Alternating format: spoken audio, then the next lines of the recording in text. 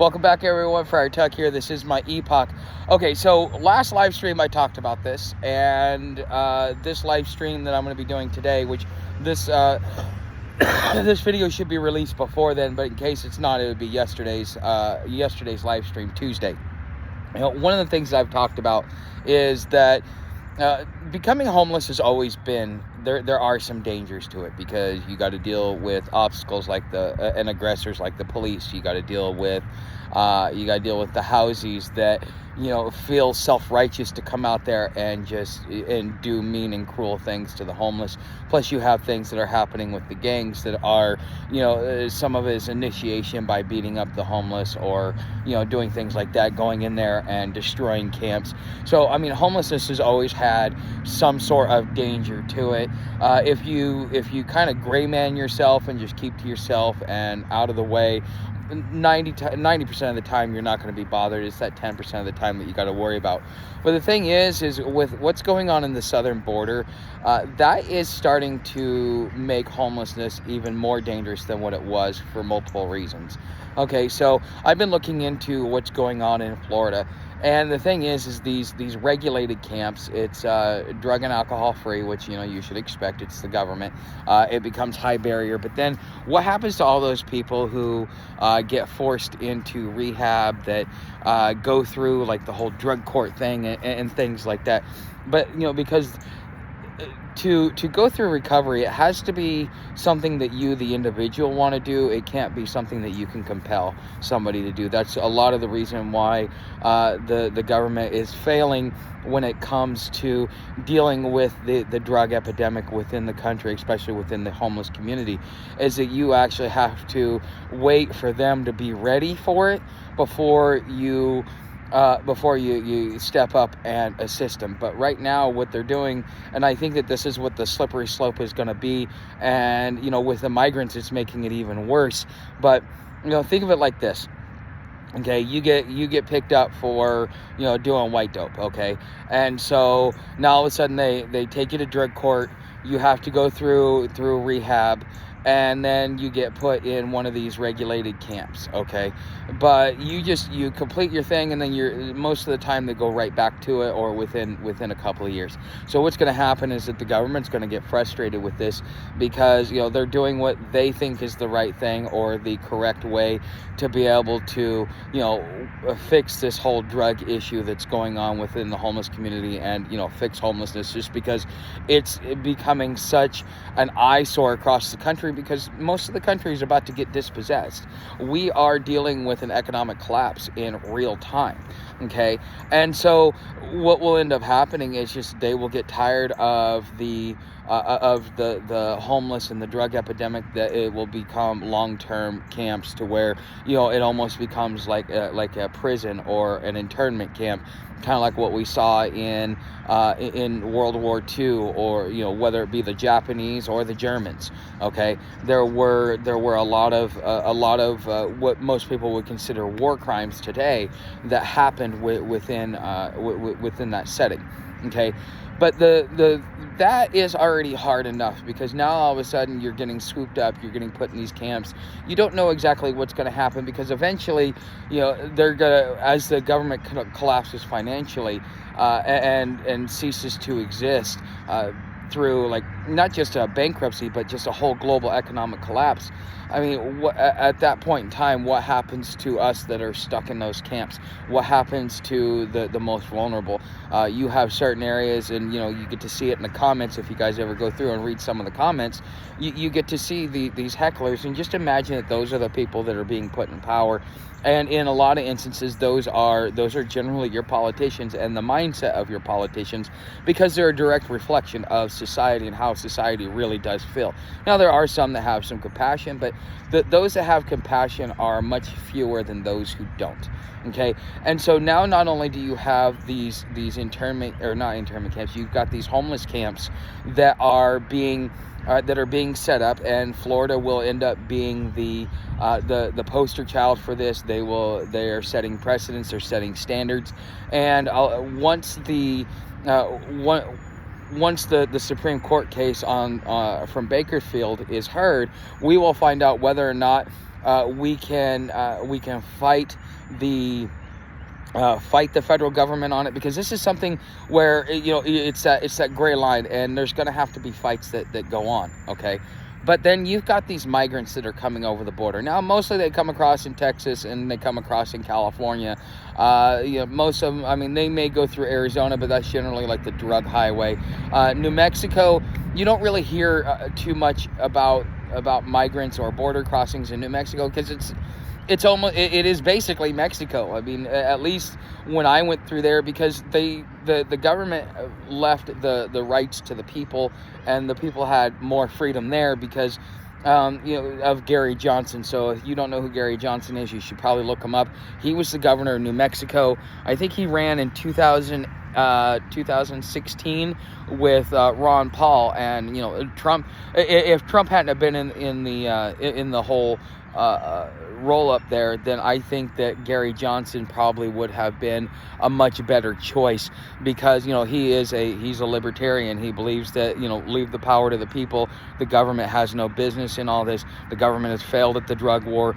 The government fails at just about everything it does. So why would the government want to take responsibility? And that would have actually fit within the narrative of the Conservative Party. Okay, but now you've got these migrants that are coming over, and you've got things that are going on in Colorado because they're kicking the migrants out. They're like, we don't want you here, get out. We're no longer a sanctuary city, and they're setting up legislation and everything else to be able to push these guys out. Okay, well, what happens when the state becomes militant towards not only citizens but non-citizens? Okay, and if you are a citizen but yet you get caught up in it because they're doing laws and regulations that are going after these migrants because they're homeless, they're in camps and stuff like that. And honestly, I think that these migrant camps was the test bed to see how to be able to set it up for not only for Americans in the future, but just to be able to work out some of the kinks, because they know that it's going to be litigated by homeless organizations that are advocating for the homeless. But then they start putting in these regulations or these bylaws that say, oh well, if you're doing this, then we're going to swoop you up and we're going to put you here. Well, as a homeless person, because these people are coming here and they're panhandling and taking from the homeless. These people are coming in and they're taking from the food bank, and so the homeless and the poor that normally get to use the food bank aren't getting access to it, and things like that. So then what's the government going to do? All of a sudden, citizens get tied up in the legalese of what's going on as far as the hostility towards the migrants, and the homeless are going to end up being part of that. Not only that, my buddy Paul is telling me that in Texas that the cartels are coming in and taking over. They are trying to steal his property from him, but he's let them know that it's not okay, and he's did what most Texans would do, which is take up arms and defend their property. And he's doing that, but the thing is the cartels are coming in and just using intimidation tactics or sabotage tactics to be able to take over, land or structures that they want. And this is just going to keep moving north. So if I go to, let's say, like New Mexico and walk up the Great Divide, how many migrants am I going to run across? Out of those migrants, how many of them are going to be hostile towards me because the La Raza, we'll just say that, okay? You have all of these things that are now these new ingredients that are being thrown into this shit soup, and in this pot that's being stirred around. And now being homeless is going to be even more dangerous, just because not only the laws, but now we've got the migrants that are coming over, and you have to deal with the hostilities from there. I've read reports that even the hobos, the train riders, have zero tolerance for the migrants, and they're doing their own thing as far as taking care of the migrants and letting them know that they're not welcome here. And the homeless are doing that as well. So you have these things that are happening and these hostilities, and you're having vigilantism and things like that. And so if you're just some dude that keeps to yourself, but because of all the crap that's going on there, you get caught up in paying the consequences for somebody else's actions. Okay, and that is actually what starts to become concerning, because now with the PR campaign that's going on the Texas border, now everybody's moving to Arizona, New Mexico, and California, and now New Mexico is putting troops on the border, so that they can stop the migrants and push them west towards Arizona. And I'm sure Arizona and Arizona will be the last one to fall in. And I don't think that California at one bit will actually end up putting troops on the border. They may, but I highly doubt it.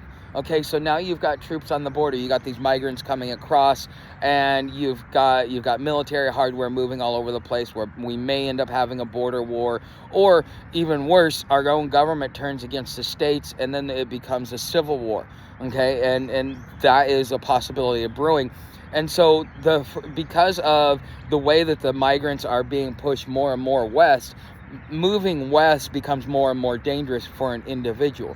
I've already heard stories coming out of LA how they're getting on the trains and they're robbing the trains, the intermodals, and so that's the big thing that the rail police and everything like that, they're worried about. Because I've been talking to a train hopper about that. So I think that moving there comes a point where there is no safe place in America for the homeless. If you want to be safe, get up on your feet and do the right thing, because as these migrants get forced into these different communities and redistributed around the country, then they start taking away from the resources that the average homeless person needs in order to be able to survive. And these people are gluttons because they come here knowing full well that they don't have to work, they don't have to get a job, and they will get more handouts than any American-born citizen. Okay, and again, this becomes a point of contention, a point of hostility. And again, how are the homeless going to be affected by this? I think that this is something that we need to keep an eye on, especially keep an eye on the pulse of this, because at the end of the day, the way in which certain communities and states and the way that society as a whole reacts to it is going to tell you exactly how the homeless are going to get hemmed up in all of this. And it just seems like that at this point, 6 months ago, or actually no, not even that, 3 months ago, Sam and I 2 months ago, Sam and I made the decision to go west, but a lot has developed since then, and now I'm starting to really question my decision as far as going west, and will it put me in harm's way more, or will it not? And that's another thing that I'm going to really have to think about, as far as what do I do to be able to not only keep myself and Sam safe, but to be able to ensure our survival. Because right now we are starting to have food shortages and supply chain issues, and as the global economic order changes, there's going to be a lot. It's going to get a lot harder to be able to afford food, and only those who have the money will be able to afford the food. Because you're looking at, let's say, a $20 loaf of bread, you're looking at a $5 ear of corn and things like this. And only those who have good jobs that can not only afford a place to live, but can also afford that. So this is why if you're making less than $150,000 a year, even less than $100,000 a year, you are now poor. And that's like about 40 to 60% of America. Okay. And that is what's coming, and that's kind of what as a homeless person, we're going to be the first ones affected, because we don't have that money. And then these other organizations that collect donations, because everybody's too broke to be able to help out, like the food lines and stuff. A lot of these food lines will probably end up going out, but it'll be organizations like the Brotherhood of St. Francis of Assisi or the Friars that will come in there. But those will probably be the only places where you can go and ensure your survival, just because of the historical significance, not only of the Order of St. Francis, but also the significance of the church itself. Okay, so I mean, this is just food for thought. I would love to hear what you guys think. You guys know how to help out the channel. Tip jars down there, subscribe, Patreon, all that stuff. I will see you in the next video. Thanks for watching.